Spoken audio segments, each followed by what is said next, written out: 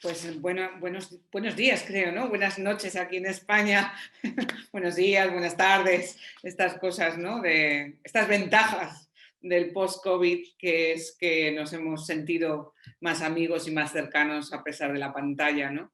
Así que vamos a intentar hacer una lectura positiva de esta realidad tan difícil, ¿no? Y tan dura para, para casi todo el mundo, ¿no? Este fenómeno planetario que nos ha hecho más hermanos que nunca, ¿no? Yo estoy muy orgullosa y complacida de poder estar este rato con todos vosotros. Me permitís el tuteo, porque en España es más frecuente, con todos vosotros. Me gustaría situar este rato de reflexión de profe a profe, de directora a directora, a director. Es decir, un poco desde mi experiencia, más que académica esta noche o esta tarde, de nuestra experiencia de aula, de escuela, en las escuelas, que ya son 7, desde hace pocos meses, en plena pandemia, hemos asumido la titularidad de una nueva escuela. Me referiría también a esta experiencia de lo que ha sido entre las mascarillas el entrar en una nueva comunidad educativa, ¿no? Y las dificultades que eso comporta, pero también los desafíos, ¿no? Y los privilegios que eso conlleva. Hemos preparado, voy a presentar primero a Martín. Martín es el subdirector de la Fundación Trilema y también el director del área de formación, responsable de muchos de los programas que estamos haciendo de formación en América Latina. Trabajamos juntos desde hace muchos años, hemos publicado muchas cosas juntos y bueno, pues le he pedido que esté también esta noche acá y que pueda también compartir desde su experiencia luego en el diálogo. Aunque ya se ha dicho, en preguntas y respuestas podéis ir haciendo los comentarios o las preguntas que queráis. Yo no tengo prisa porque ya vamos cara a la noche, así que bien, el tiempo que dé de sí procuraremos contestar, porque yo creo que nosotros vamos un poquito más delante en esa experiencia que creo entender que estáis viviendo vosotros, que salir ahora de la virtualidad total y empezar una semipresencialidad, ¿no? Nosotros hemos elegido en el plan de pastoral de la Fundación este año en nuestras escuelas nuestro hashtag, que es siempre listos, ¿no?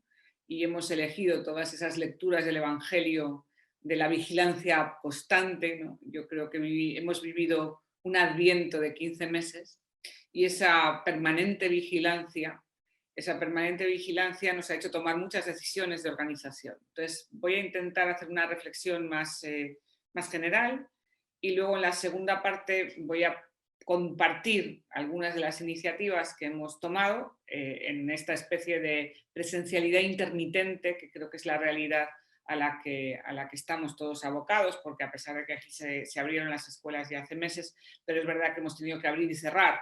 Tenemos aulas cerradas, abrimos, cerramos, quitan, ponen, ahora sube la tercera ola, la cuarta ola, la primera ola. Entonces, realmente no hemos vuelto a la presencialidad todavía, con lo cual creo que podemos compartir y seguro que luego en el diálogo salen cosas muchísimo más concretas, porque una hora es poco tiempo, entonces, sobre todo para ser útil, ¿no? Que siempre es algo que es importante.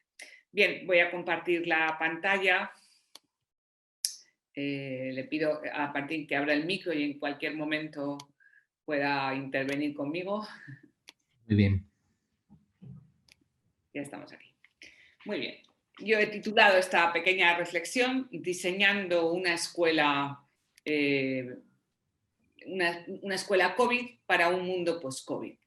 ¿Qué vamos a hacer en estos años? El COVID se queda. Nosotros ya hemos asumido que el año que viene será como este, posiblemente el siguiente, pero nuestros alumnos serán los que tengan que liderar el mundo post-COVID. Así que mi primer mensaje es de esperanza y de ilusión.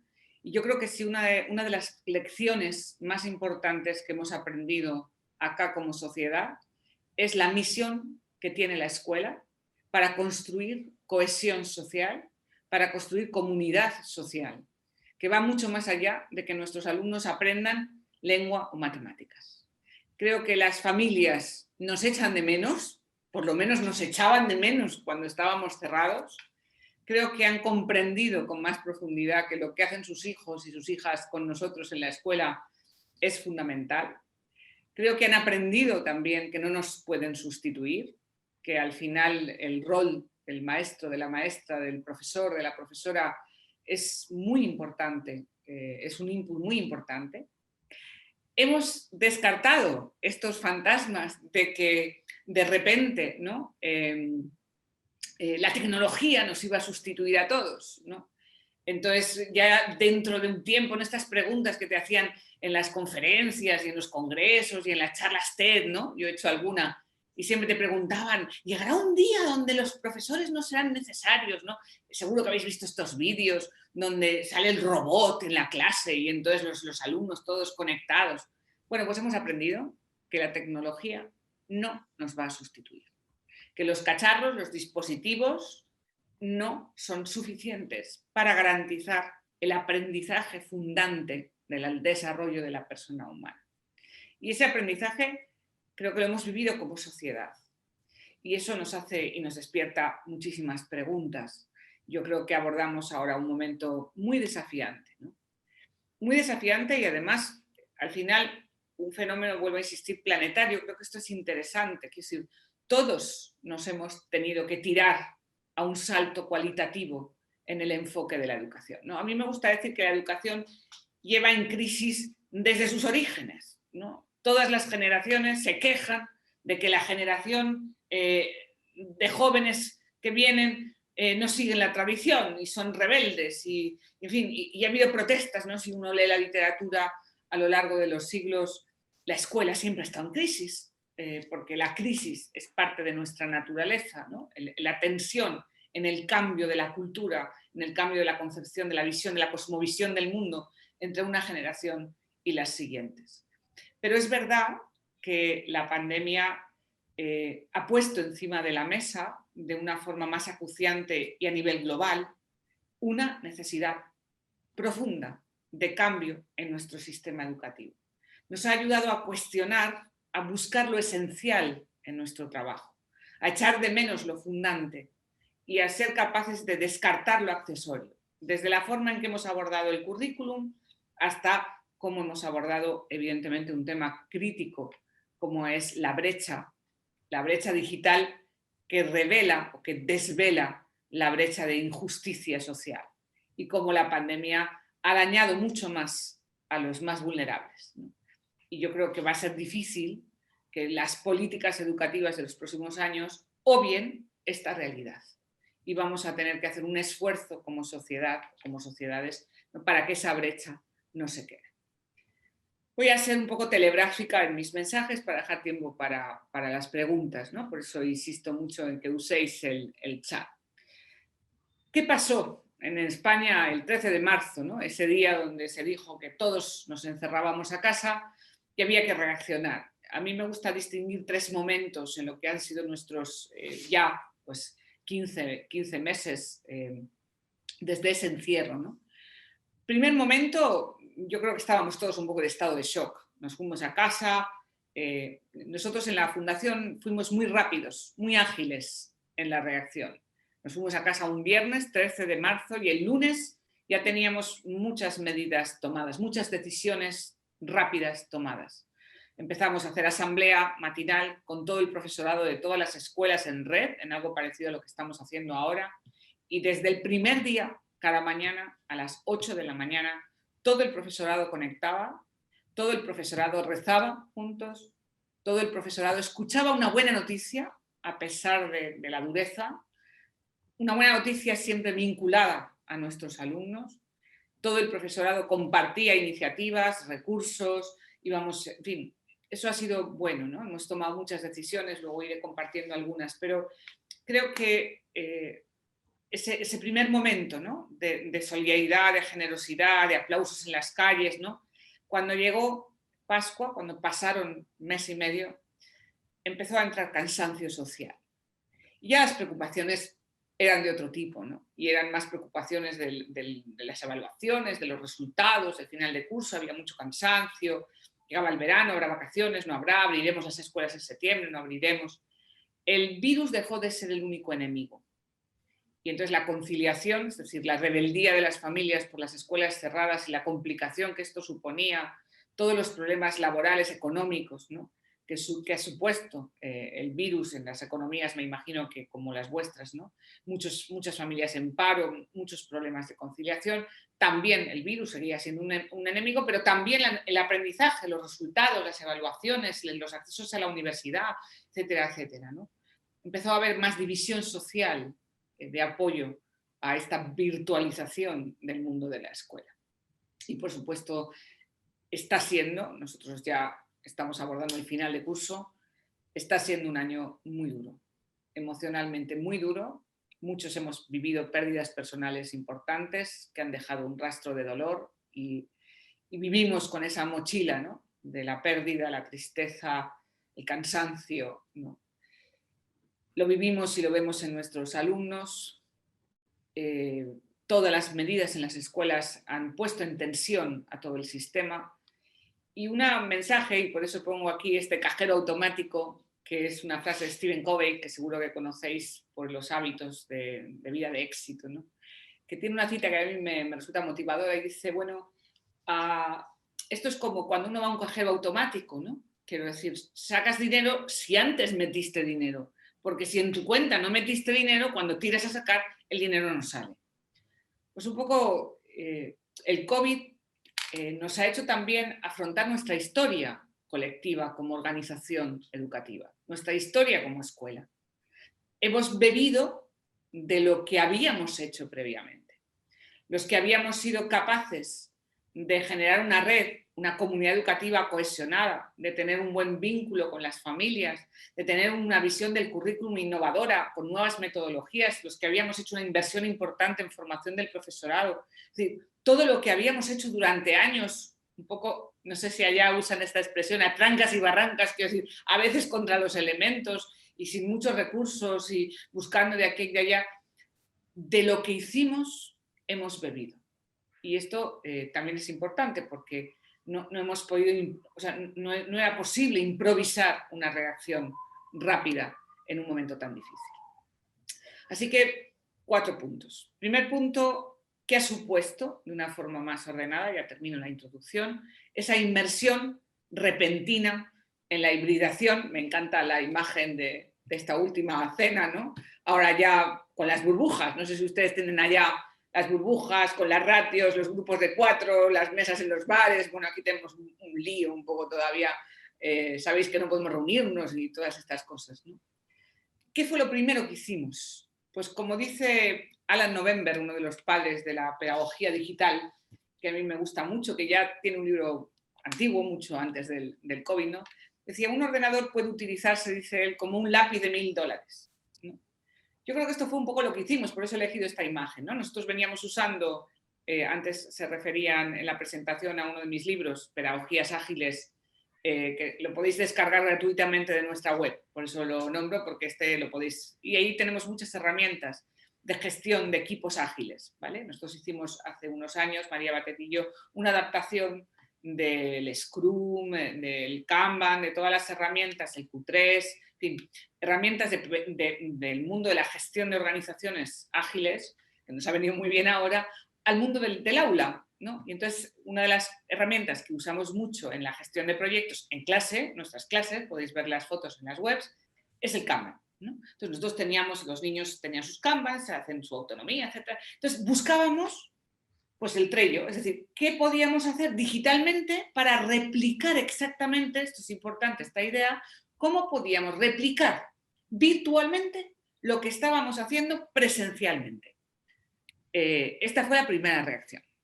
Pero esto deja abiertas muchas preguntas, ¿no? ¿Qué va a pasar cuando el COVID acabe? ¿Por qué el COVID va a acabar? Y esto también yo creo que hay que pensar, sobre todo aquellos que tenemos una cierta responsabilidad en las instituciones, ¿qué va a pasar cuando esto acabe? ¿No? Es decir, todo lo que estamos aprendiendo de esta experiencia, ¿va a modificar sustancialmente nuestras escuelas o va a ser un barniz, un poco de adorno? ¿Cambiarán las herramientas? ¿Cacharrearemos más? ¿Sabremos más aplicaciones? Yo manejo ya todas las plataformas. Yo que ya pinto canas y además soy abuela, como Martín, que somos ya abuelos.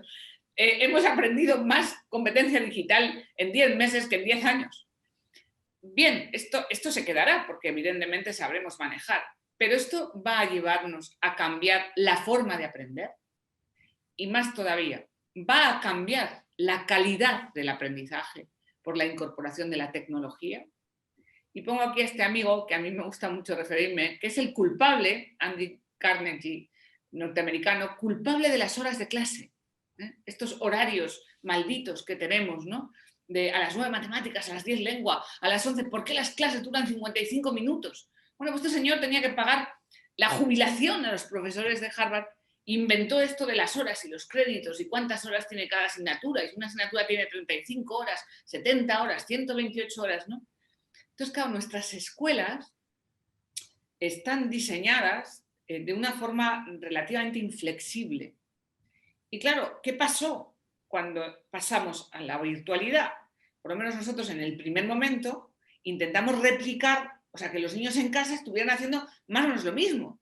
Pues tenían matemáticas los lunes y miércoles, que el profe de matemáticas se conectara los lunes y miércoles y que los niños no perdieran, esta expresión, no perdieran. Claro, esto no tiene pies ni cabeza, esto fue un primer impulso, pero evidentemente toda esta experiencia nos llama a un replanteamiento muchísimo más ambicioso, más valiente, ¿no? De cambio. Y por eso la pregunta no es si vamos a cambiar las metodologías de aula, ¿no? La pregunta es si vamos a cambiar las escuelas, si vamos a traducir el aprendizaje a herramientas digitales o si vamos realmente a hacer un proceso de transformación. Y inicialmente, pues empezaron también, que nos tuvimos que enfrentar a algunas contradicciones, ¿no? Había como que seleccionar o presencial o enseñanza remota, o online o offline, y nosotros teníamos muchos alumnos sin acceso a Internet. Tenemos escuelas, algunas de nuestras escuelas tremendamente vulnerables, ¿no? Con alumnos en situaciones muy duras. Nuestra primera fase fue en algunas de ellas muy social, de cómo ya hacíamos llegar comida, ¿no? A las familias que tenían tanta necesidad. Entonces, y que no tenían internet. Hicimos llegar dispositivos, pedimos que nos regalaran dispositivos las empresas, prestamos todo lo que había en el colegio, lo hicimos, pero claro, muchos no tenían conexiones, ¿no? Entonces, había que pensar en otra forma, en otra fórmula que no fuera la dependencia de la conexión.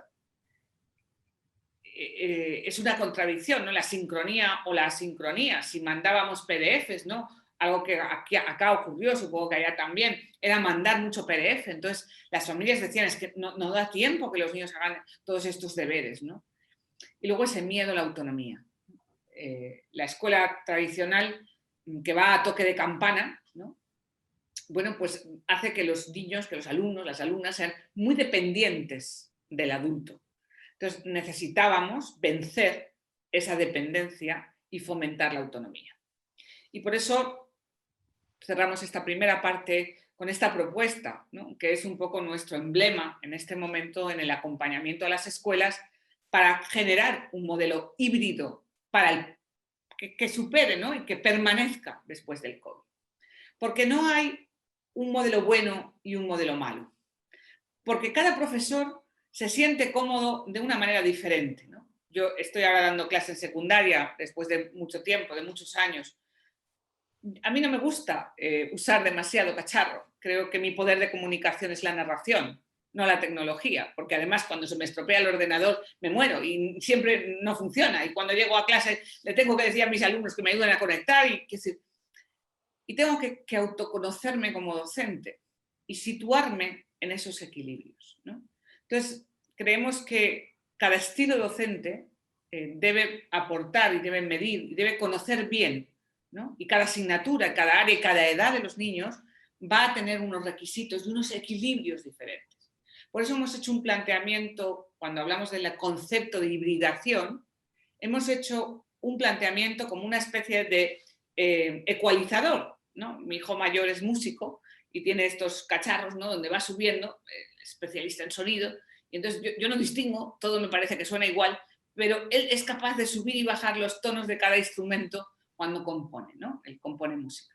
Entonces, esto es una cosa parecida, ¿no? Yo creo que cuando uno diseña, yo explico siempre que programar es un acto de imaginación, no de burocracia.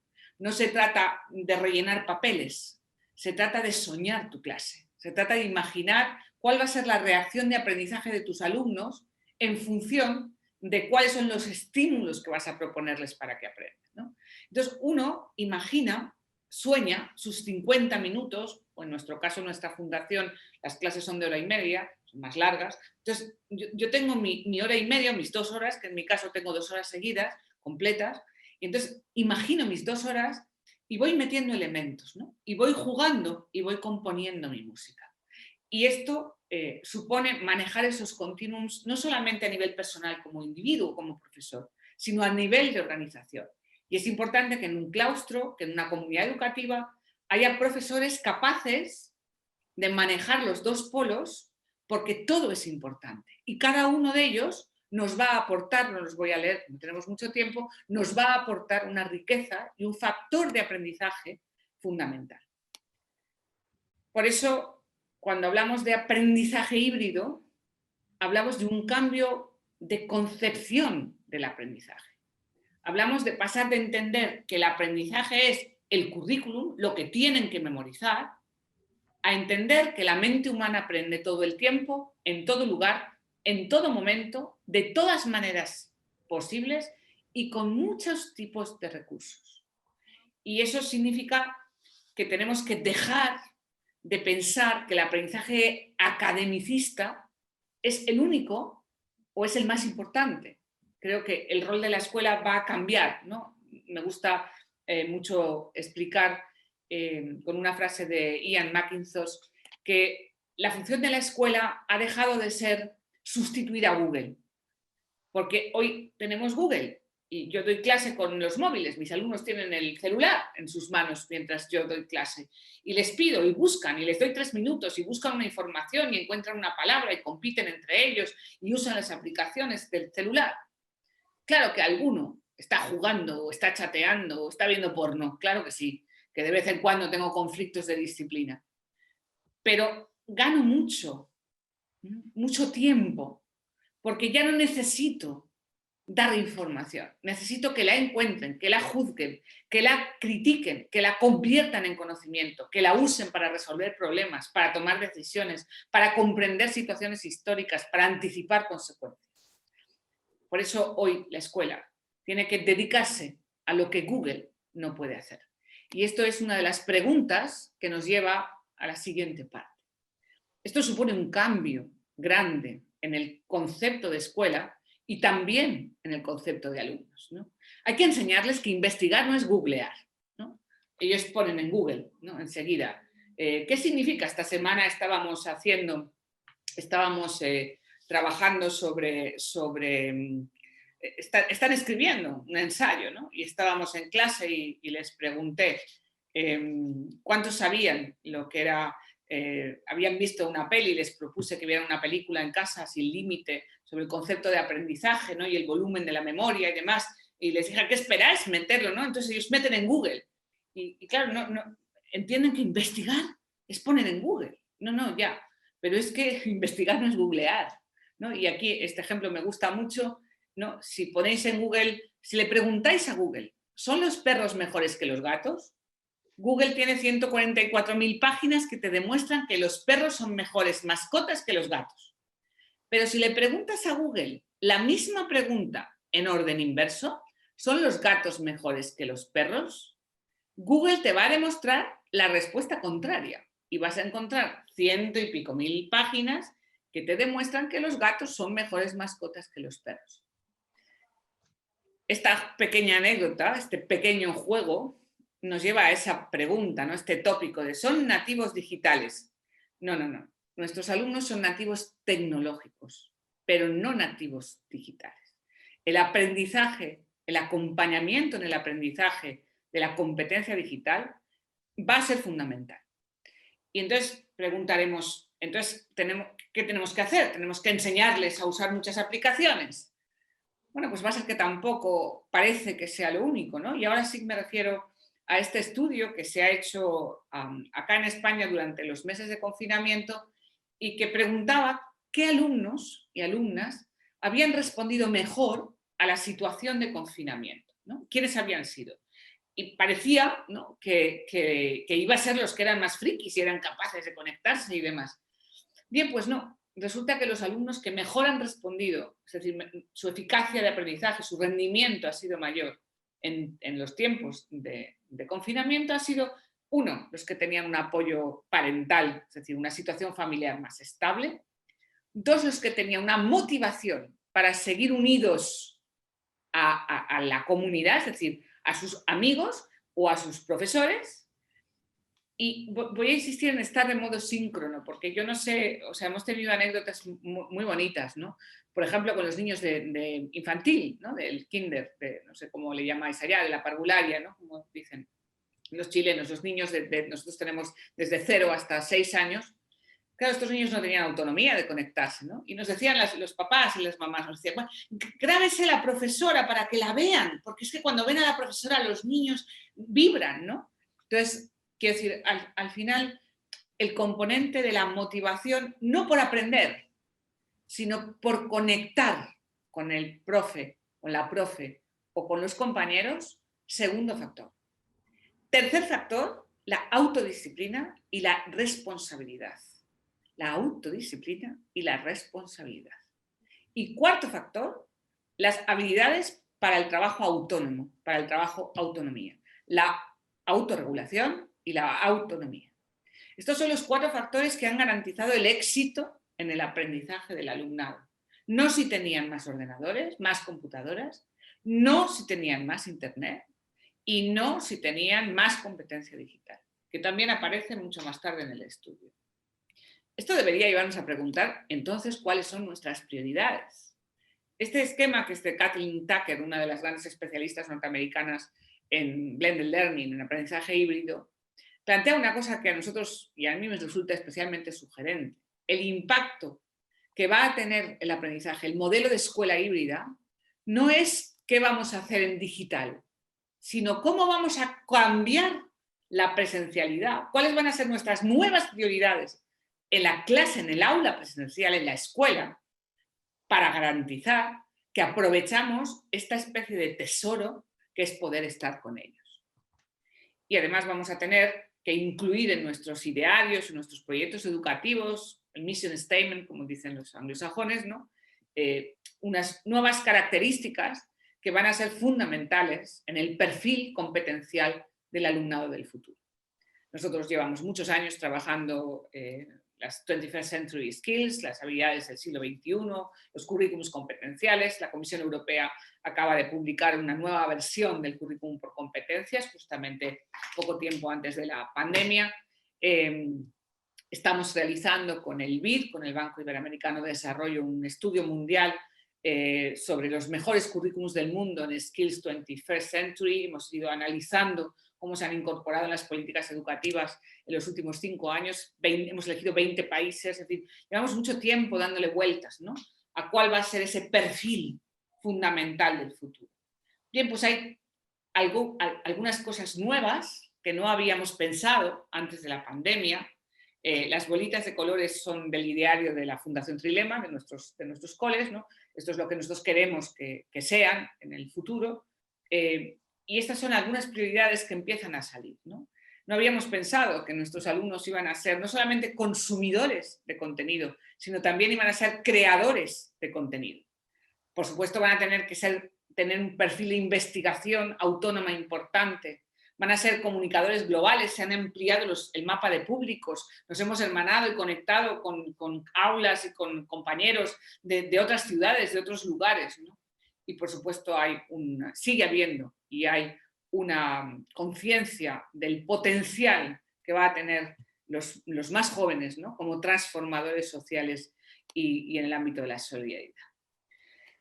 Evidentemente, si nos planteamos un cambio del perfil de alumnado y toda esta situación así ha puesto encima de la mesa unas nuevas prioridades, pues claramente vamos a necesitar otros profesores, porque no podemos competir de forma con las armas tradicionales, no podemos competir. Quiero decir, ahora hay gente mucho más interesante en la pantalla que nosotros, ¿no?, que los profes. Y bueno, esto nos lleva un poco de calle, ¿no?, porque ya no es suficiente lo que aprendimos a hacer. Y seguir haciendo lo mismo a la vuelta que lo que hacíamos antes no va a tener, como decía esta frase de Einstein que se repite por las redes sociales, hacer siempre lo mismo no trae resultados diferentes, ¿no? Pues esto es un poco así, es decir, volver a lo mismo no va a modificar ni va a responder a lo que vamos a encontrar o vais a encontrar los que volvéis a las aulas después de tantos meses de confinamiento. Bien, vamos a tener que reinventarnos como docentes, vamos a tener que aprender a priorizar muchas otras cosas y evidentemente vamos a tener que cambiar, ¿no? Me gusta esta foto porque yo creo que todos los que tuvimos alguna vez vocación docente no podíamos ni imaginar lo que iba a ser nuestra vida profesional en el futuro, ¿no?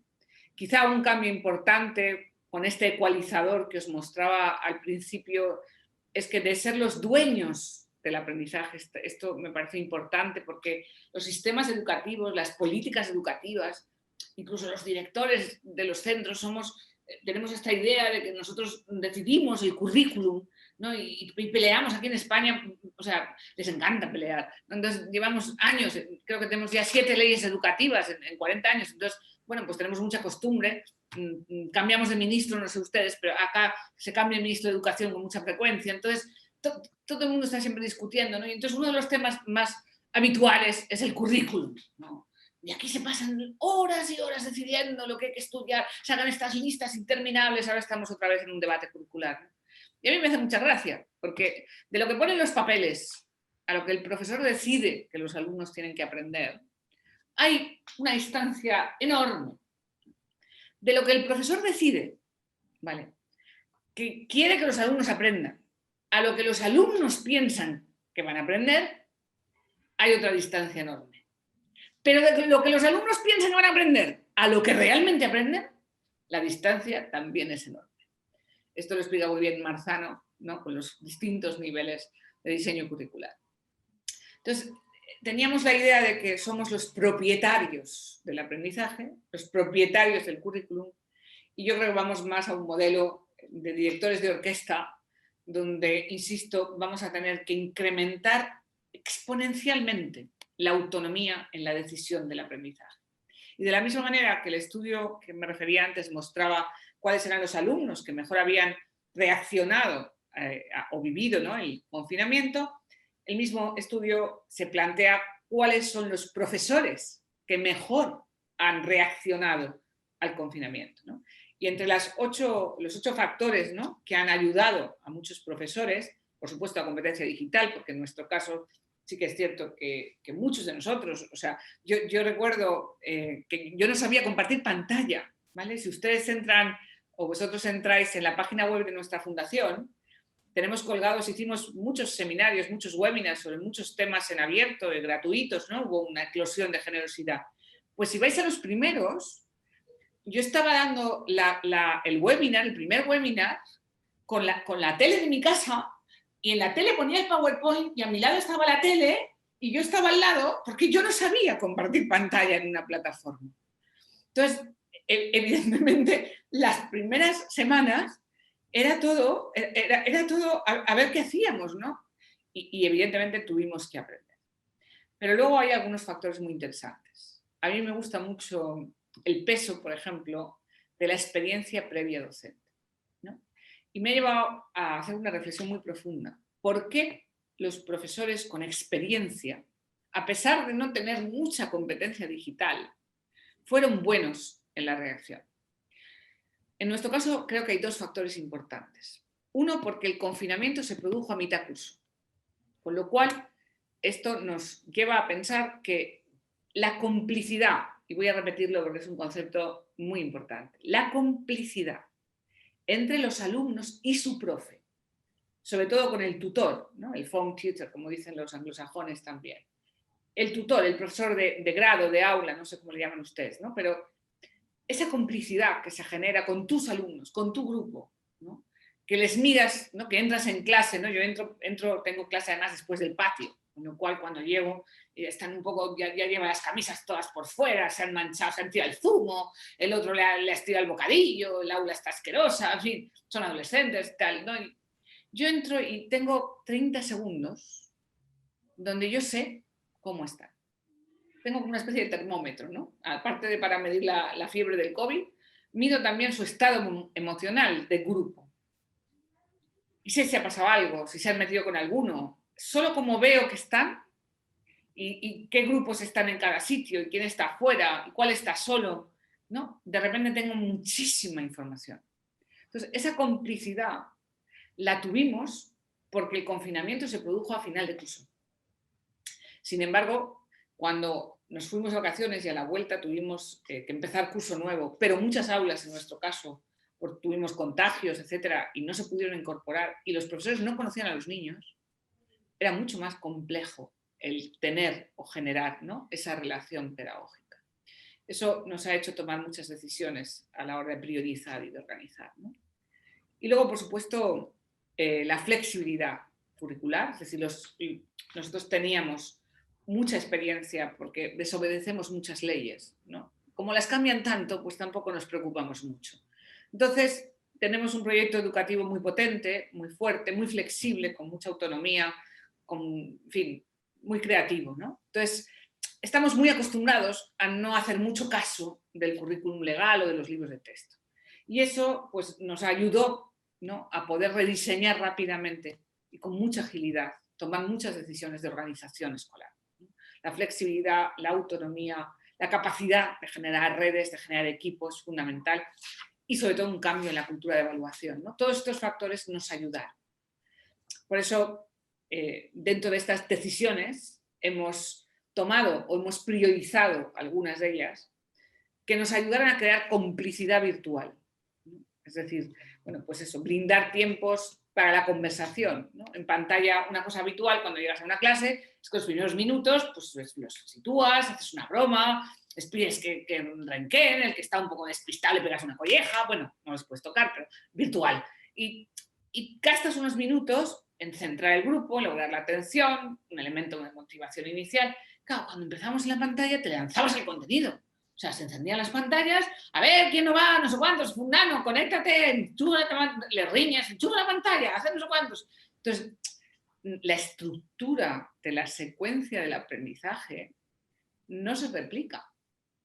Y es verdad que nos cuesta encontrar maneras, ¿no?, por ejemplo, de fomentar la relación personal, la calidez emocional, los momentos de celebrar el aprendizaje, ¿no?, la motivación, en fin, todas estas cosas, ¿no?, nos han llevado también a pensar en muchas cosas.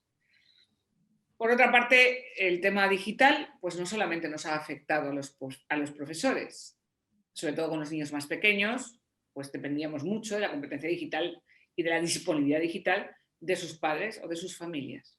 Y esto, pues al final a veces te llevaba a desesperarte. Y luego los frikis, ¿verdad? No sé si le llamáis allá igual, ¿no? Aquí tenemos los frikis, que son estos profesores que saben muchísimo de tecnología. Entonces, tú estás ahí con el Trello, que no sabes, que se te pierde, que se te borra, que entras, que lo pones, que lo quitas, y cuando te crees que has aprendido y que en medio te manejas, llega el friki de uno y te dice, ¡uf! El Trello. Hay uno mucho mejor. Y entonces, quiero decir, cuando estás con el Google, no sé qué, o sea, no sé si habéis tenido esta experiencia, ¿no?, de impotencia, de decir, da igual cuántas horas eches, que siempre hay una aplicación mejor, ¿no? Y siempre hay algún friki que sabe más que tú. Y entonces llega un momento que dices, bueno, vamos a ver, un poco de sensatez. Vamos a concentrarnos en lo que sí podemos hacer, en vez de desesperarnos por lo que no podemos hacer. Y esto nos llevó, en nuestro caso, he puesto aquí la imagen del mito de Sísifo, los que sois un poco filósofos lo recordaréis, ¿no?, que arrastra la piedra y vuelve a caer, ¿no?, y pasa la eternidad con este castigo eterno de nunca llegar a alcanzar la cumbre. Bueno, pues nosotros decidimos poner una cumbre y zanjarlo. Y esto un poco por decreto ley.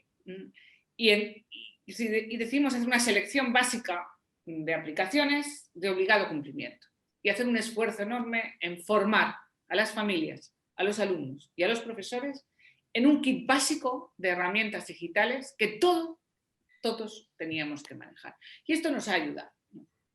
Evidentemente, con los miedos, las inseguridades, saber que estás en pantalla. Yo estoy seguro que que vosotros me estáis escuchando con cariño y que además estáis interesadísimos en la conferencia y que seguro que no hay nada mejor que hacer con la que está cayendo que escucharme a mí.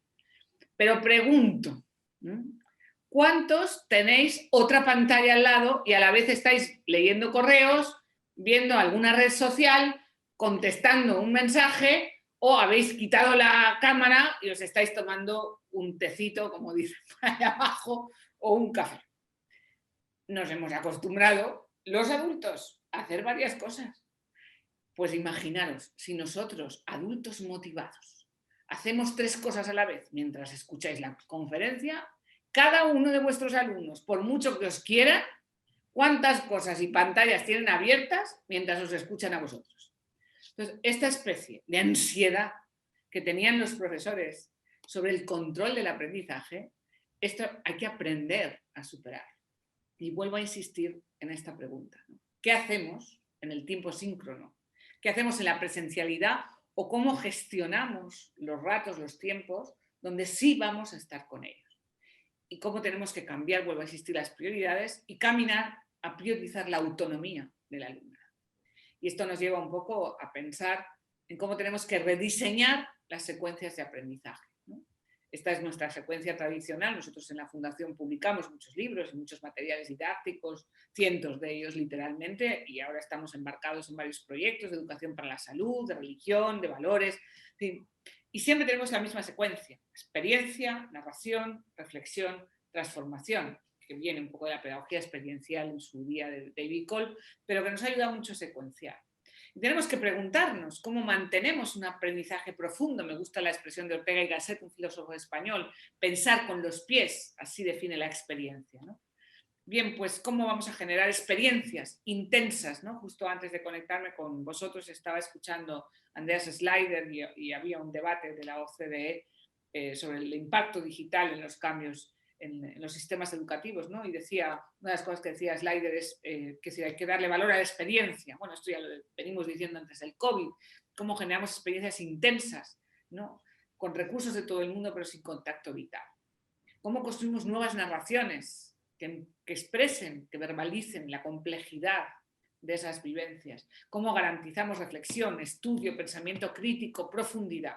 Una de los riesgos, una de las impresiones que yo tengo es que toda esta especie de inmersión rápida en la tecnología está banalizando, está haciendo que el aprendizaje sea mucho más banal, más superficial, ¿no? Vamos cambiando de pantallas, pero pocas veces leemos hasta el final un documento. Ya nos subrayamos, evidentemente, pero ¿cómo trabajas con los alumnos para que dediquen a comprender en profundidad la información? Y luego, por supuesto, cómo evidenciamos la transformación cognitiva y también la transformación comportamental. Y me lleva a la última pregunta. Toda esta situación tiene que cambiar nuestra manera de liderar la escuela. Los que tenemos una responsabilidad institucional, los que tenemos una responsabilidad en dirigir una escuela, pero los que tenemos una responsabilidad en dirigir o liderar un departamento, un equipo, o los que tenemos la responsabilidad de liderar y dirigir un grupo que es mi aula y son mis alumnos, ¿no? Y creo que hemos aprendido sobre liderazgo mucho en estos años. Nosotros acompañamos a muchos equipos directivos en procesos de transformación, redes de escuelas, también en varios países de América Latina, ¿no? Y trabajamos mucho en la formación de los líderes, ¿no? Y hemos hecho una síntesis de cuáles son los elementos en toda la reflexión, en las escuelas diferentes de liderazgo que hay en el mundo, y de cada uno de ellos hemos ido tomando aquel elemento que creemos que es crítico para formar bien el liderazgo educativo, ¿no? Que yo siempre digo que tiene que ser como una especie de savia que vertebra, ¿no? Como la savia de las plantas que recorre todos los nervios. Pues yo creo que un poco el liderazgo tiene que ser esa savia que recorra, que vertebre toda la organización. Y esto nos lleva a tener que cambiar nuestro imaginario. No voy a ser muy exhaustiva porque quiero acabar con tiempo para preguntas, ¿no? No hay muchas recetas en estos tiempos tan convulsos, pero sí hay unas prioridades, ¿no? La flexibilidad, ya he hablado de ella, la necesidad de ser flexibles en vez de rígidos. Muy importante la autonomía y la cultura democrática de aula frente a esa idea homogénea de todos hacen lo mismo, todos hacen el mismo examen, estudian el mismo libro, aprenden los mismos contenidos, ¿no? Y siempre decido yo, ¿no? Esa especie de visión tan vertical, tan jerarquizada de la escuela debe conducir a un incremento exponencial de la autonomía. Hay que confiar en tu equipo, no se puede amenazar, no se puede ir a golpe de látigo para cambiar las cosas. Hay que confiar en tu equipo, y cuando tu equipo son tus alumnos hay que confiar en ellos.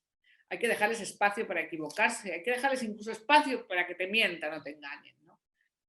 Porque hay que construir redes de confianza. Hay que generar complicidad. Lo he pasado rápido, pero creo que es importante, ¿no?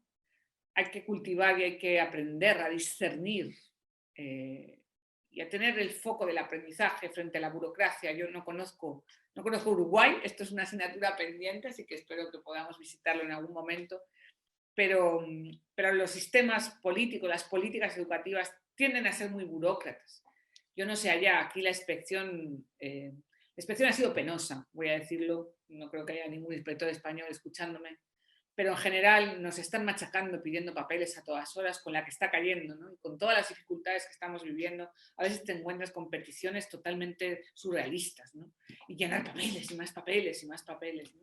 Y uno piensa, no es tiempo de burocracia, ¿no? Es tiempo de discernimiento, de buenas decisiones, ¿no? De generar equipo, ¿no? Y un ACI, llamamos aquí una adaptación curricular, es decir, que cada profe, cada escuela tiene que tener un proyecto propio. Tiene un poco lo que llamamos ahora el personalized learning, tiene que tener una personalización para cada uno de los itinerarios, tanto para los alumnos como para los docentes, ¿no? Y eso cambia cómo vamos a liderar sobre todo el crecimiento profesional. Voy a terminar con esta idea que me parece importante, ¿no? No sé allá, no conozco tanto, entiendo que ustedes han hecho mucha formación y que en Uruguay la digitalización, por ejemplo, pues es famosa y todo el proyecto de CEIBAR, etcétera, etcétera, ¿no? Y se ha hecho mucha formación y aquí también hemos hecho mucha formación, pero los modelos de transformación docente, los modelos de génesis de equipos, los modelos asociados hoy a las escuelas eficaces, he puesto este estudio dirigido por Melanie Erben, que recoge un análisis de las inspecciones educativas de los mejores países que han logrado buenos resultados en los últimos años, ¿no? Y ha hecho un análisis de cuáles son los factores clave, ¿no?, para lograr un modelo de gestión del cambio eficaz, ¿no? Y bueno, pues esos son los factores que señala, y me permito esta captura de imagen que es de este libro, donde demuestra que hay una relación fuerte entre tres cosas que son fundamentales. Uno, la autoevaluación, tanto con los alumnos como con los docentes. Es decir, no hay un proceso de cambio, no hay un verdadero proceso de transformación, si no hay una cultura constante, voy a repetirlo, constante y sistémica de autoevaluación. No hacer una rúbrica una vez o no hacer un cuestionario para ver qué piensan mis alumnos de mí, todo eso no sirve para nada, es perder el tiempo y agotar las energías. Estamos hablando de algo mucho más profundo y es un cambio en los modelos de evaluación del proceso del aprendizaje, no solo del logro de lo aprendido. Y esto aplica a lo que hacemos con nuestros alumnos, pero aplica especialmente con lo que hacemos como docentes. Y de ahí hemos hecho una apuesta que esperamos poderla presentar pronto, en las próximas semanas, por el portfolio digital docente. Una herramienta de autorreflexión docente donde yo tengo mis estándares, mis cuestiones, mis evidencias de progreso y donde me hago responsable de mi crecimiento profesional. Y tiene que ver con el siguiente factor. El siguiente factor de éxito educativo son acciones concretas. La traducción del inglés no es muy afortunada, para construir capacidades. Esto significa para dar clase mejor. ¿Cómo ayudo a que mis profesores, cómo me ayudo como profesora a mí misma a dar clase mejor cada hora? No cada año, cada hora de clase. Entonces, ¿cómo capacito la didáctica? Que a diferencia de la pedagogía, tiene que ser y aprenderse en el aula. Y eso implica el tercer factor, que es cómo opto por un modelo de liderazgo transformacional, que se apoya en esto que tenéis ahí. Es decir, en modelos de acompañamiento y de mejora del desempeño que se basan en la observación de aula, en la reflexión, en la conversación y en la investigación. 4 factores fundamentales. Ya no los cursillos, sino una cultura de transformación de los equipos docentes que se base en la observación, repito, la investigación, la reflexión y la conversación. Y esto hoy es lo que sustituirá, creemos, en el futuro, los modelos de desarrollo profesional. Y esto solo se puede hacer juntos, no se puede hacer cada uno por libre. Yo pienso en por qué nuestras escuelas han salido muy bien, ¿no? Pondremos estos días un artículo largo que hemos publicado de todas las medidas concretas que hemos ido tomando, ¿no? Y quizá la primera clave es que estamos juntos, que somos una red, que nos podemos compartir recursos, que se han reunido todos los profesores de matemáticas, todos los de historia, han compartido muchísimo recurso digital. Es decir, hemos intentado que nuestra organización sea una organización que aprende constantemente, ¿no? Esto que también decía hace un rato Andreas Schleider, a ver, la importancia del aprendizaje para toda la vida, el lifelong learning, que es un poco la máxima de la OCDE del desarrollo del futuro. Y esto supone generar inteligencia compartida, ¿no? Ustedes allá tienen la ventaja en AUDEC de ser una red de un número razonable de centros como para poder fortalecer el proyecto, fortalecer los lazos, los vínculos, pero yo siempre digo que la colaboración se pone en la agenda, en el horario. No se quiere colaborar y estar juntos y compartir y ser generosos. Todo esto en el cielo, pero aquí hay que ponerlo en el horario. Y hay que tomar decisiones que conlleven hacer cosas juntos, ¿no? Y eso es lo que llamamos hoy la aprendibilidad organizacional. Cómo organizamos nuestras escuelas, nuestras instituciones educativas, nuestras redes, para fortalecer una nueva manera de aprender. Y por eso la escuela deja de ser ese núcleo aislado y pasa a convertirse en lo que llamamos, o este concepto, ¿no?, que cada vez triunfa más, de ecosistema de aprendizaje. Y cierro, esto lo he añadido en el último momento, cuando me decían los compañeros, ¿no?, que volvíais a la presencialidad, de cuáles han sido las prioridades en esta vuelta, por si alguna puede seros útiles, ¿no? ¿Qué hemos hecho al volver a las aulas después de los meses de confinamiento? Primero, dar tiempo a escuchar a los alumnos y a los profesores, no precipitarse en el currículum.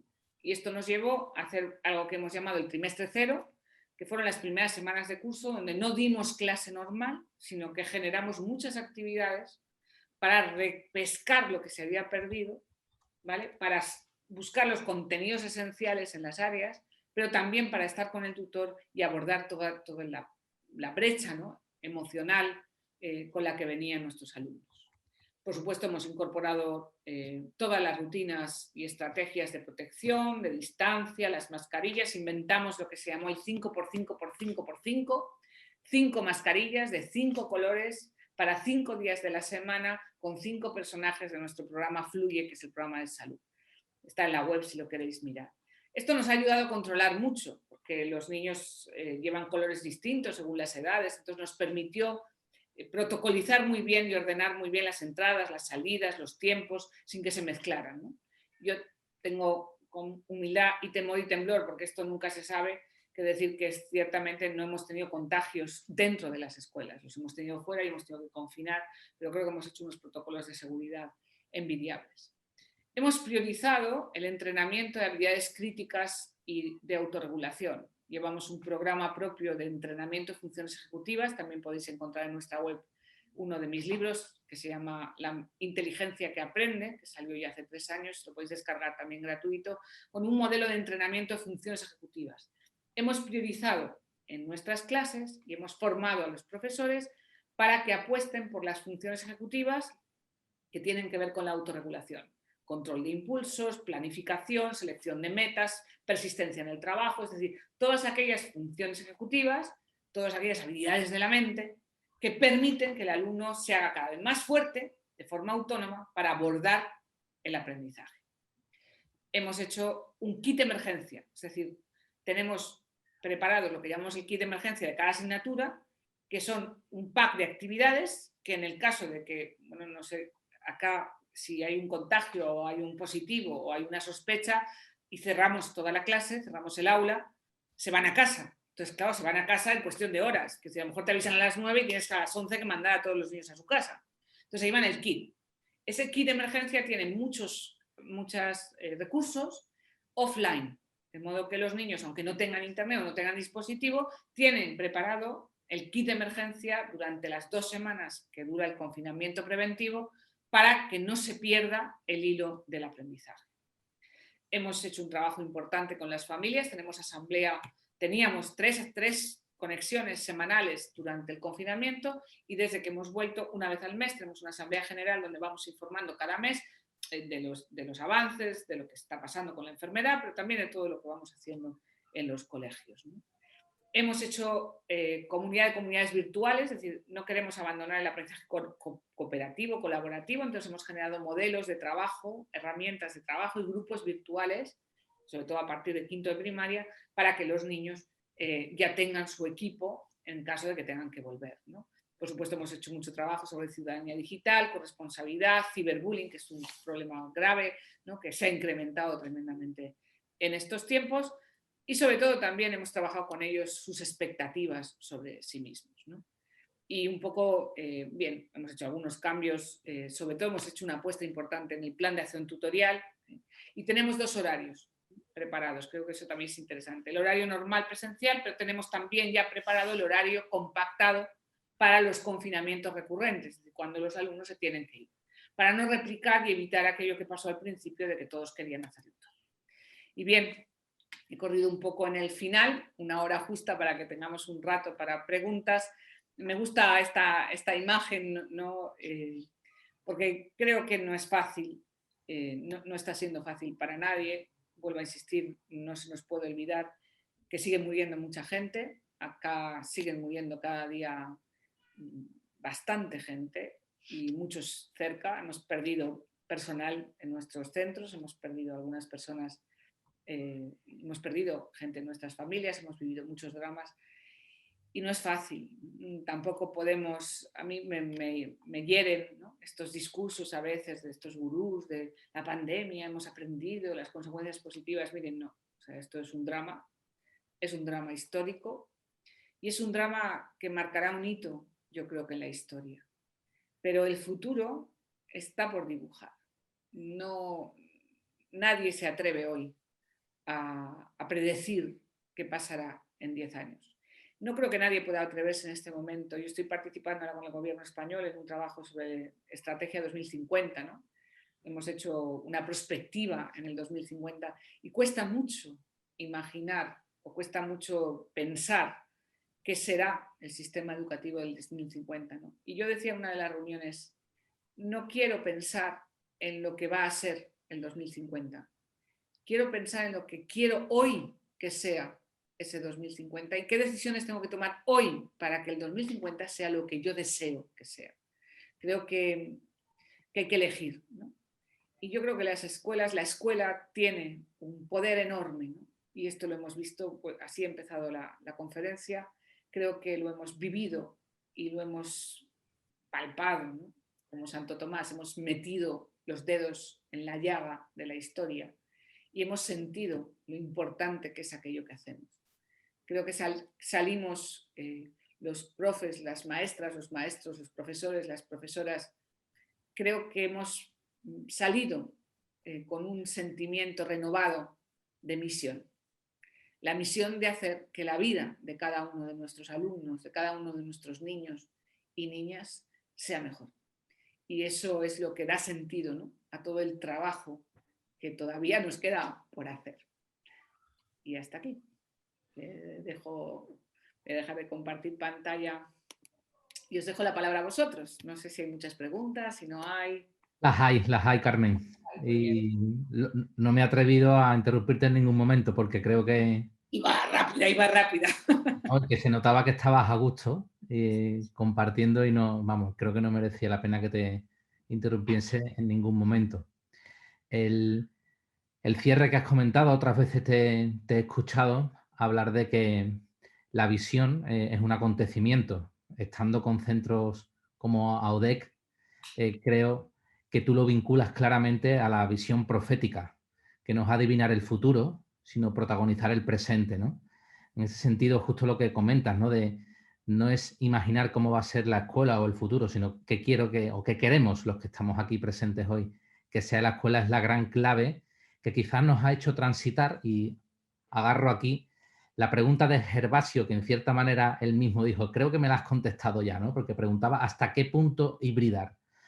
Yo creo que ha habido una clave en el movimiento pendular que has descrito, Carmen. De repente los aparatos, la tecnología fue absolutamente imprescindible al principio cuando nos confinaron, pero de repente creo que en esa transición de qué entendemos nosotros por aprendizaje híbrido, que evidentemente no es quedarnos en la tecnología, ha habido un movimiento pendular a redescubrir la esencia del porqué de la escuela y qué es lo importante cuando estemos en la presencialidad o en las idas y venidas, ¿no? Entonces, en ese sentido, has pasado un poquito más por encima, no por encima en la palabra complicidad, que la has subrayado fuerte, pero sí en la función del tutor, ¿no? Entonces, me gustaría que quizás, aprovechando la pregunta de qué puede haber ahí como clave, y que también hay otras que te comentaré después respecto a la familia, cómo quizás la esencia de la escuela de repente nos hace mirar a cuán importante es la función del tutor y cómo le hemos dado una vuelta a lo que significa la tutoría, tanto estando virtual como presencial, ¿no? Bien, a ver, voy a partir la pregunta en dos partes, ¿vale? Primero voy a hablar de lo híbrido y después voy a hablar de la tutoría, porque son dos cosas relacionadas, pero son independientes. Y antes me voy a permitir un excursus teológico, ¿vale? Que es el Maranatá que proclamamos en la Eucaristía semanalmente, ¿no? El ya pero todavía no, y es un poco esa lectura de la historia, ¿no? Y esa es esa dimensión, ¿no? Aprender del pasado, vivir con intensidad el presente y discernir el futuro. Y creo que esa dimensión evidentemente profética de la escuela católica hoy más que nunca es fundamental. Así que Maranatá, ¿no? Y dicho esto, ¿por qué hemos elegido aprendizaje híbrido, ¿no? Y no el blended, que es el giro anglosajón? Y vuelvo a insistir en ese concepto. Aprendizaje híbrido significa que la escuela deja de ser la propietaria. Creo que ese concepto que lo he repetido es importante, ¿no? Significa que híbrido significa que voy a combinar, insisto en el ecualizador, voy a combinar la sincronía con la sincronía, es decir, voy a combinar la docencia directa, para que nos entendamos, con el tiempo que los alumnos pueden trabajar solos. Por ejemplo, en nuestros centros, como los alumnos, no sé si tenéis ratios, claro, esto poco a poco, si tenemos la oportunidad de trabajar con algunos de vosotros, pues hay que hacer un análisis inicial importante. Aquí, por ejemplo, los grupos no pueden romper las distancias de 1,5 metros, con lo cual muchos alumnos no caben en las clases. Y hemos tenido que tener alumnos, en nuestro caso, optamos porque los alumnos estuvieran en las escuelas todo el tiempo. Entonces, hemos tenido que reconvertir la iglesia, la capilla, los pasillos, los comedores, los salones, todo en espacios de aprendizaje, con lo cual no tenemos profesores. Entonces, aun en la presencialidad, hay tiempos donde los alumnos tienen al profesor directamente, síncronamente, pero hay tiempos donde los alumnos están en espacios de la escuela solos, trabajando de forma asíncrona. No estamos, por eso, insisto, yo les pediría, quizá una de las moralejas de la conferencia es que destierren el concepto de que aprendizaje híbrido es tecnología y en casa. Esto no es así. Vamos a estimular, ¿no? Y uno piensa, pero ¿cómo voy a dejar solos a mis alumnos de 15 años trabajando solos, sin profesor? Quiero decir, esto hay gente a la que le da pánico. Entonces, bueno, es que tenemos que caminar a modelos donde los alumnos trabajen solos sin un vigilante. Ese es nuestro horizonte. Eso es lo que hablamos de asincronía. Asincronía es tiempo donde el alumno trabaja solo en su casa, con el ordenador, o sin el ordenador, o con un libro de texto, o con un folio en blanco, sin vigilancia, sin docencia directa. Y esto es bueno, no es malo. ¿Todo el tiempo? No, todo el tiempo no. La sincronía va a ser fundamental porque el tiempo que voy a estar con mis alumnos va a ser estupendo y voy a hacer un montón de cosas. Ahora voy a tener que diseñar y programar el tiempo asíncrono. Entonces, por ejemplo, nosotros hemos pedido a nuestros profesores que las programaciones, las unidades didácticas, las lecciones, tengan 50-50, les decimos, 50% de docencia directa y 50%, insisto, que los profesores diseñen 50% de su asignatura para trabajo con autonomía e independencia. En presencial o en remoto. Vamos a combinar. A veces va a ser presencial o a veces va a ser remoto. Indoors, o sea, dentro, estoy recorriendo un poco nuestro ecualizador. En la escuela o fuera de la escuela vamos a tener, por ejemplo, salidas, ¿no? Nosotros tenemos el viaje, no sé si allá se lleva, ¿no? Pero acá se lleva mucho cuando se termina el curso, sobre todo los mayores que se van de viaje de fin de curso, ¿no? Y se van 2 días, o 3 días, o 5 días, una semana. No sé. Yo lo cambié hace años, ¿no? Y dije, a ver, se viaja la primera semana con el tutor y ahora pasaré a esa pregunta, ¿no? Entonces, los días que pasas fuera con tus alumnos, ¿no? O fuera de la escuela o las actividades que se hacen fuera, ¿no? Con herramientas analógicas o herramientas digitales, de forma directiva y organizada, de forma autónoma, muy estructurada las secuencias o con mucha espontaneidad. Quiero decir, lo híbrido es toda esta especie de combinación de los factores que conforman el aprendizaje. Y la opción por lo híbrido es la opción por incorporar una dosis de cada uno de los polos dentro de la vida ordinaria de la escuela.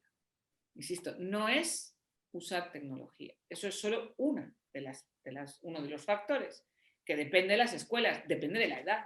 No, quiero decir, un niño de 3, de 5, de 7 años, su proporción idealmente de tecnología debe ser muchísimo menor que la de un adolescente de 16. Y por lo tanto ese juicio, ese discernimiento lo vamos a tener. Y ahí, ahora paso a la otra pregunta, el tutor es fundamental. No sé si allá lo tienen organizado de la misma manera, pero que si la tutoría, que yo le llamo el padrino, ¿no?, del aprendizaje, pues tiene un papel importantísimo en esa complicidad, en el conocimiento del alumno, ¿no?, en ayudarle a diseñar su aprendizaje, pero también tiene una importancia en abrirle perspectivas del mundo y en todo lo que es la parte educativa, no solo la parte formativa, sino la parte educativa de la personalidad, ¿no? Hay temas fundantes en el acompañamiento y, por supuesto, en el acompañamiento espiritual de los alumnos. El tutor tiene una misión especial. Gracias, Carmen. Hay muchas preguntas elaboradas de distintas maneras, pero que en cierta manera, valga la redundancia, tocan al docente resistente. Lo han expresado con distintas palabras, pero abordan muchos amigos en las preguntas cómo abordar el desafío principal del docente, que a veces tiene un enfoque de aula muy centrado en sí mismo o aparentemente un enfoque pedagógico un poco más tradicional, ¿no? Entonces, como hay distintas formas de preguntarlo, no podemos eludirla, ¿no, Carmen? No, si no hay que eludirla. Si la pregunta es loable y todos tenemos profes en los centros de todo, normales. Es decir, entonces, yo siempre digo que los cambios se hacen por autoridad, no por motivación. Quiero decir, hay motivados que van solos y hay otros a los que hay que mandar lo que hay que hacer. Entonces, hay que tener un liderazgo claro y definir muy bien lo que hay que hacer. Quiero decir, hay profesores que cuando llegó la pandemia salieron solos adelante y se organizaron enseguida, y hay otros a los que todos los días hay que chequear que hacen lo que toca. Entonces, esto cuando trabajamos con directores es una de las lecciones más importantes.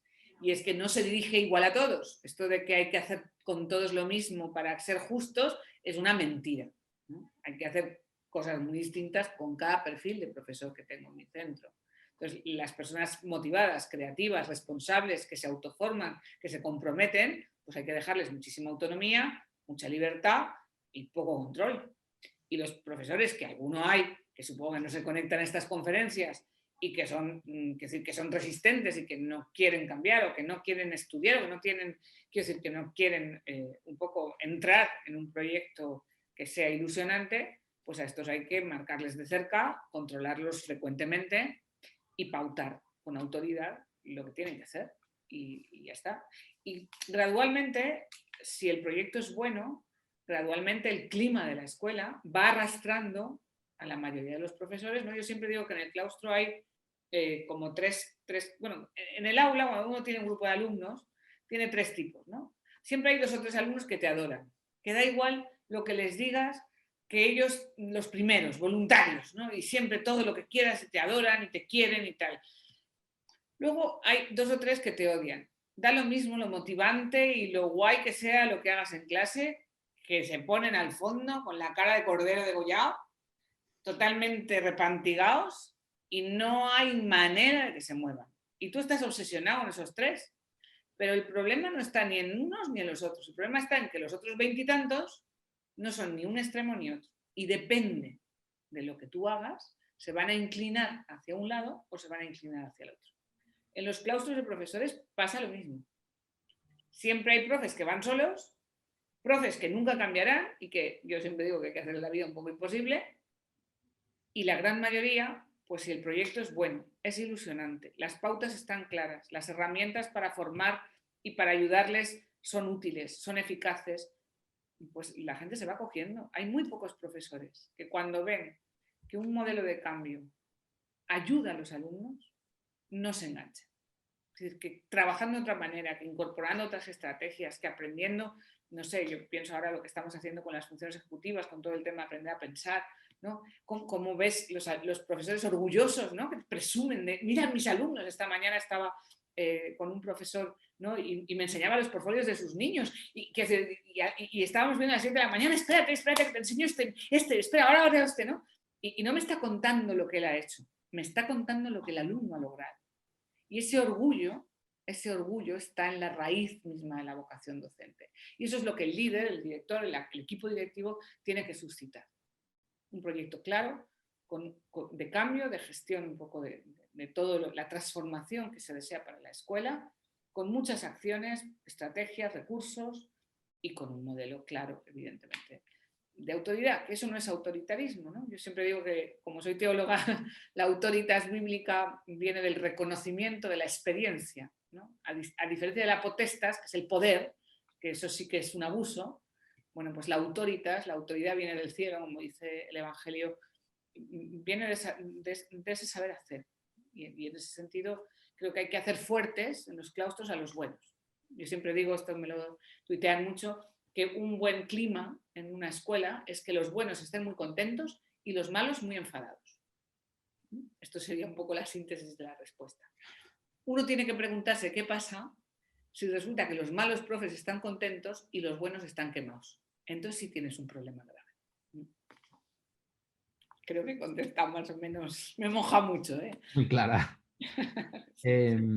Hay un par de preguntas vinculadas a la evaluación, Carmen, a cómo todo esto que ha ocurrido afecta a que toca ahora calificar. De hecho, algunos de los participantes hablan de que justo ahora tienen clases solo a distancia, que qué hacen para calificar y que cómo lo hemos abordado nosotros durante todo este periodo, ¿no? Bien. Necesitaría otra conferencia solo para evaluación, ¿vale? Porque sí es un tema complejo. Yo me voy a permitir recomendaros que entréis en la web. Yo he hecho varias webinars en la pandemia de evaluación durante la pandemia y son de 1 hora más o menos si están abiertas y ahí veréis ejemplos de cómo hemos abordado la evaluación en cada estadio.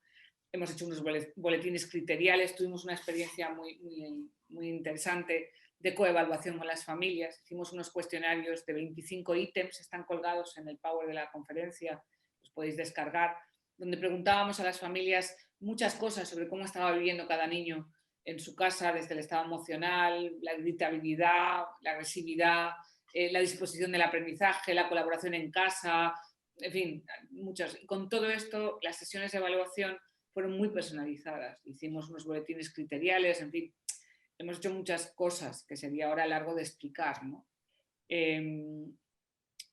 Pero quizá la respuesta va un poco más abajo, ¿no? Es más de calado, es como dice Abel, ¿no? Es más profunda.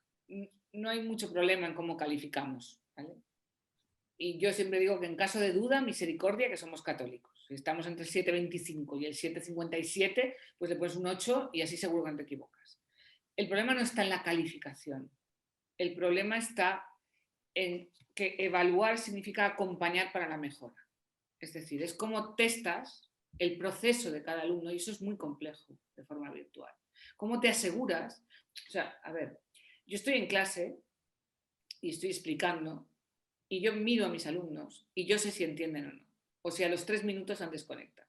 Esto lo sé. No sé explicar cómo, o quizás sea porque llevo 30 años en el aula, pero lo sé.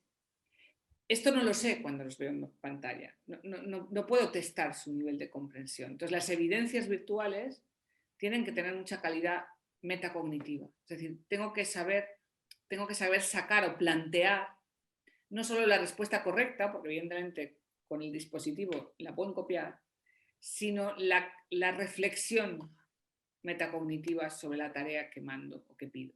Entonces, tengo que pedir un tipo de evidencias distinta en cada área, en cada asignatura. Esto también cambia, evidentemente, según la disciplina y según la edad de los niños. Hay que girar, y esto es otra clave fundamental, hay que girar el peso de la heteroevaluación, es decir, de la evaluación vertical del adulto al niño, a la autoevaluación, ya lo he dicho en la conferencia de pasada. Esto nosotros también, si entráis y veis nuestras escuelas, es una de las cosas que yo creo que hemos hecho bastante bien y creo que nuestros alumnos están muy acostumbrados a autoevaluar el desempeño, no a ponerse nota, por Dios, no confundamos. Por eso digo que esto es un tema que requeriría, casi se lo voy a sugerir a UDEC, un monográfico de evaluación, porque es complejo, ¿ok? Y porque me gustaría que vierais muchas evidencias de lo que significa en el aprendizaje ese cambio, ¿no? Pero sería esto, ¿no? O sea, el cambio en el perfil de evidencias que pido, el no confundir la calificación con el seguimiento del proceso del aprendizaje, el pasar el peso a la autoevaluación del alumno para que vaya cobrando conciencia de su propio desempeño, ¿no? Y un poco esto que yo también lo repito mucho, lo escucharéis en los webinars, ¿no? Yo siempre hablo que un aula es como un partido de fútbol y que uno puede ver el partido de fútbol como el árbitro, que va viendo a ver dónde se equivocan y qué hacen mal los jugadores, o como el entrenador, que no está en el campo, pero que sufre el partido, ¿vale? Y que no vive, y que si un jugador falla un penalti, lo tiene toda la semana tirando penaltis para que no vuelva a fallar la semana siguiente. Y al final yo siempre digo que cuando pierde el equipo varias semanas seguidas, no sé en Uruguay, pero en España despiden al entrenador, no a los jugadores. Y hasta que el profesor o la profesora no sienta la evaluación como entrenador y no como árbitro, las cosas no van a cambiar. Entonces, es hacerse responsable del éxito y del fracaso del alumno. Es una cuestión de mentalidad y de cultura y no tanto de herramienta de calificación. Insisto que la calificación es la puntita del iceberg y que, bueno, cuando son más mayores pues tienen su peso, pero insisto en que es uno de los grandes lastres, yo creo que es una de las grandes asignaturas pendientes, ¿no? Tendría que ver con un poco más de detenimiento lo que se hace en el centro para poder sugerir cómo trasladar esto a una cultura virtual. Carmen, hay una pregunta que creo que incide en la realidad también que nos dibujaban Adrián y Francisco en la reunión que tuvimos juntos, ¿no? De los centros, algunos centros especialmente pues, necesitados de ayuda y tal, ¿no? Porque precisamente comenta Alejandra en la pregunta que de nuestra experiencia de poner a los centros en conexión en redes, ¿no? Que has hablado de la importancia de estar conectado en red, que si podemos compartir alguna experiencia que haya permitido reducir las brechas con la que se encuentran no solo los alumnos, sino algunas escuelas por sus contextos concretos, ¿no?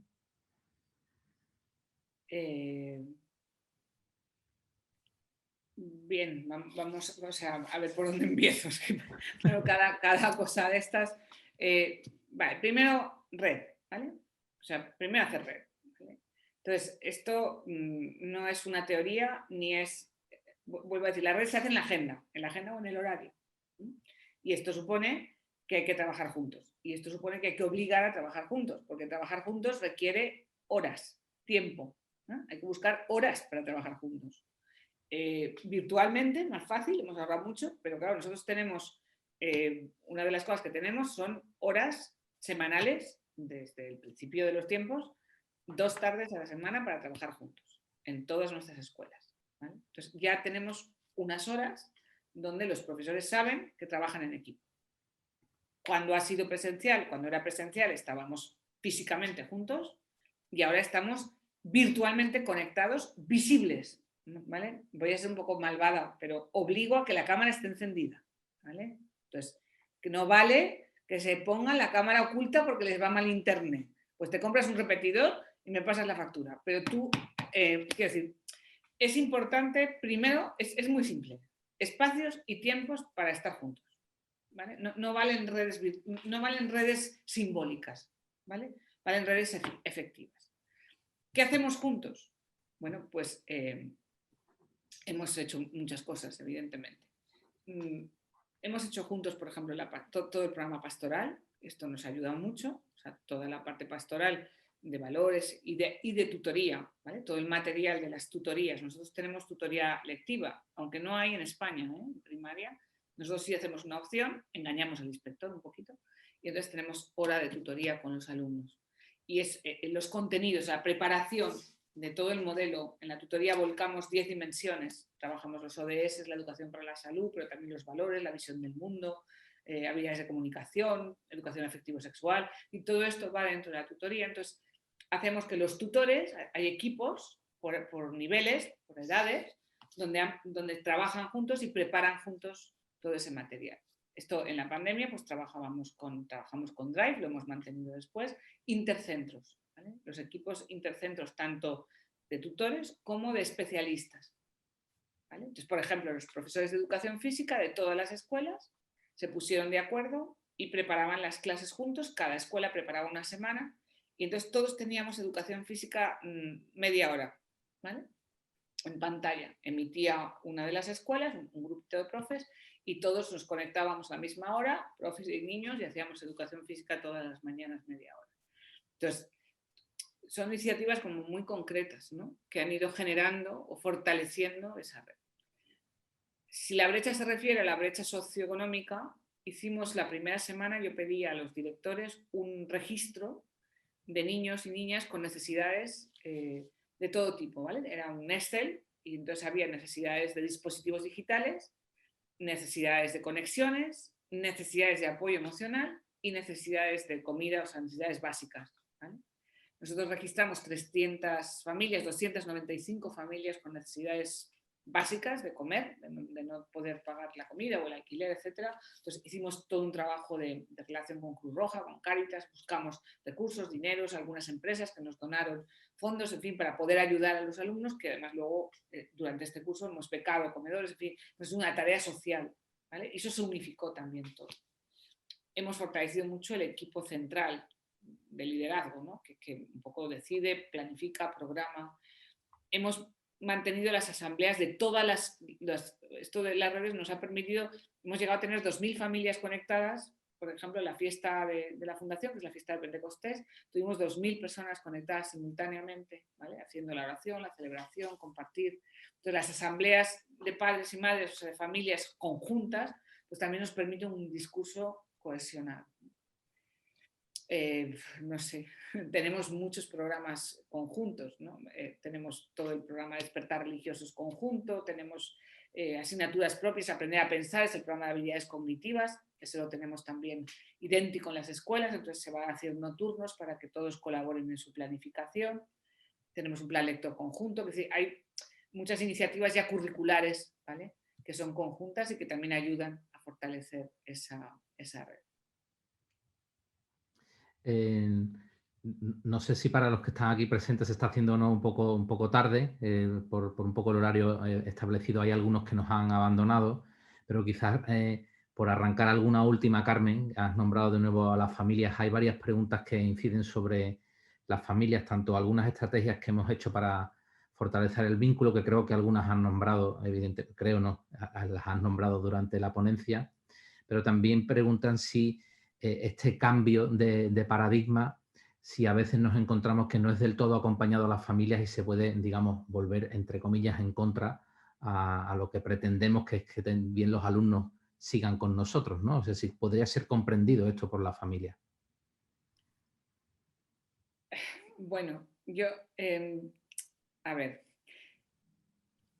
vamos a ver, la escuela no puede cambiar la familia. Quiero decir, por muchas buenas intenciones que tengamos, bueno, pues esto le toca a la delegación de pastoral familiar del obispado de turno. Lo digo porque yo creo que a la escuela a veces se les pide demasiado. Quiero decir, bueno, nuestra misión es educar a los hijos, no a los padres, ¿no? Entonces, hacemos cosas, todos hacemos escuelas de padres, nosotros hacemos muchas charlas, muchas cosas, pero conscientes de que nuestra responsabilidad es el bienestar y la educación de los hijos. Cuando la familia apoya y está en sintonía y comparte la complicidad con los valores de la escuela, esa educación es más fácil. Cuando la familia va por otro lado y no lo comparte, esa educación es más difícil. Ahora, dicho esto, no se puede tirar la toalla, quiero decir, ¿vale? Y yo siempre digo que un niño, una niña, no elige la familia en la que nace, ni las circunstancias socioeconómicas que tiene, ni el nivel sociocultural, ni su raza. Todo esto le viene dado de serie. Pero la escuela sí puede hacer que ese niño o esa niña elija un futuro distinto al que está predeterminado por nacimiento. Y una buena escuela puede cambiar para siempre esas vidas. Entonces, no hay que tirar la toalla ni excusarse en que como las familias no colaboran, que a veces son una peste, bueno, yo no sé allá en Uruguay, ¿no? Aquí yo, si tuviera poder, si fuera como Aladino, el genio de la lámpara, el primer deseo que pediría, ¿vale?, es que desapareciera el WhatsApp, ¿vale? Esto para mí sería, o sea, el WhatsApp de las mamás y los papás sería, si desapareciera, yo ya sería feliz. Creo que el resto ya le devolvería al genio los deseos últimos, ¿no? Porque es cierto que cuando las familias te apoyan, esto está muy bien, pero que es verdad que la cultura de crítica constante a veces a la escuela o de desgaste, ¿no? Y de falta de apoyo, pues es difícil, es dura y evidentemente mina mucho las energías de los profesores. Y por eso creo que una de las misiones de los equipos directivos es blindar y proteger a la escuela de las injerencias de algunos padres y madres, que no todos, pero evidentemente pues estas minorías que muchas veces son negativas, son críticas y van a desgastar, ¿no? Entonces, esto pues hay que también frenarlo, ¿no? Y luego, pues muchos de nuestros alumnos, en nuestro caso tenemos poblaciones muy vulnerables dentro de lo que es España, muchas familias viven situaciones durísimas.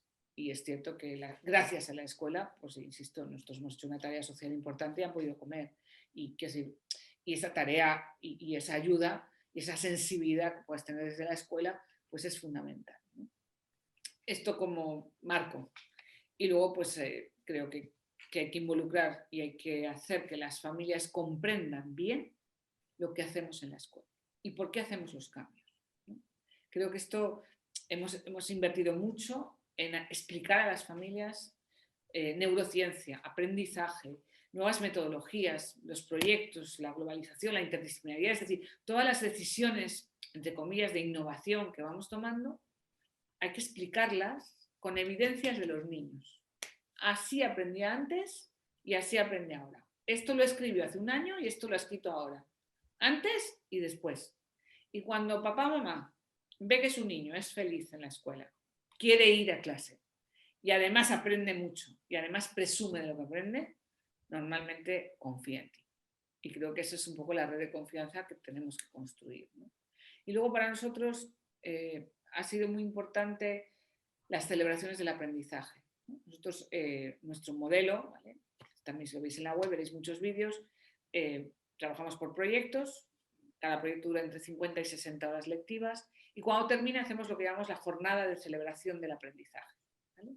Son 6 celebraciones del aprendizaje cada curso escolar y ese día es especial, vienen las familias, pasan la mañana o la tarde con nosotros, comparten los portfolios, los niños preparan todo. Es una fiesta de lo que han aprendido, pero lo que han aprendido de geografía, de matemáticas, de ciencias, de historia, de física. Y entonces eso va generando una cercanía y esa complicidad con el aprendizaje de los niños. Claro, cuando llegó la pandemia y no pudimos hacer celebración, pues empezamos lo que hemos llamado Celebra en la Nube. Si habéis visto nuestras redes sociales veréis muchos ejemplos.